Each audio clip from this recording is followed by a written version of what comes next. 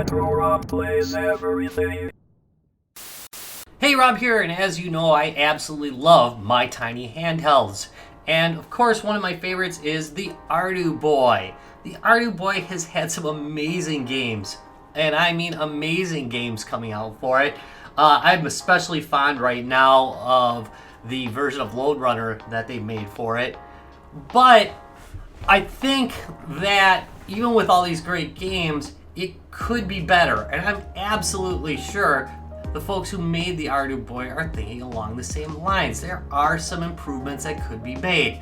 Now, they've pretty much hit the absolute edge of what the Atmega chipset can do. In other words, this is basically got all the characteristics of the chip. There's nothing really super extra on board here.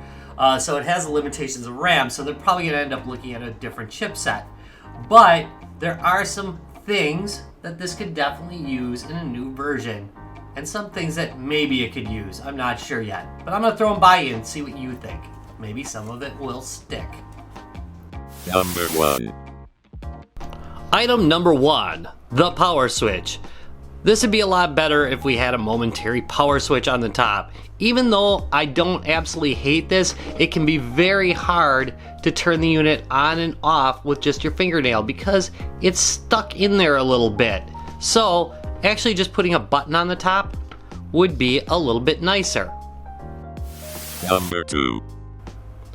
I think the D-pad's really nice. I have no real complaints about that. However, I would be happier with the buttons if they were concave instead of convex. That means that they would go in instead of sticking out like this. Sticking out is more popular with the Japanese. However, in classic gaming in America, they were always concave, not convex. Just a personal preference though. Number 3. The Arduboy's black and white screen is bright and beautiful. However, wouldn't it just be nice if it did have some color? I mean, just a little bit of color? Yeah, I think it would. Maybe even just an EGA or CGA level of color would be nice. Now I realize that that might impact battery life. So I'm kind of mixed on this one. Let me know what you think. Number 4.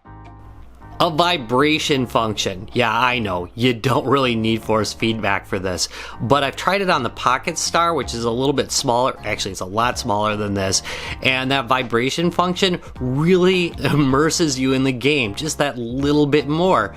I think it would make the games even greater if they had a vibration function. Call me crazy. I know you might.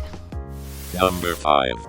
Finally, let's address the Arduboy's, in my opinion, weakest feature, which of course is the internal flash storage. I don't think this thing needs a TF card reader. To be honest, the games are really tiny, so if you just upgraded the internal storage to, I don't know, even a gig would be too much. Even 256 megs would probably be enough to store a whole bunch of games. Now, that would mean you'd need some kind of menu system or loading system to load in different games that's built into the unit.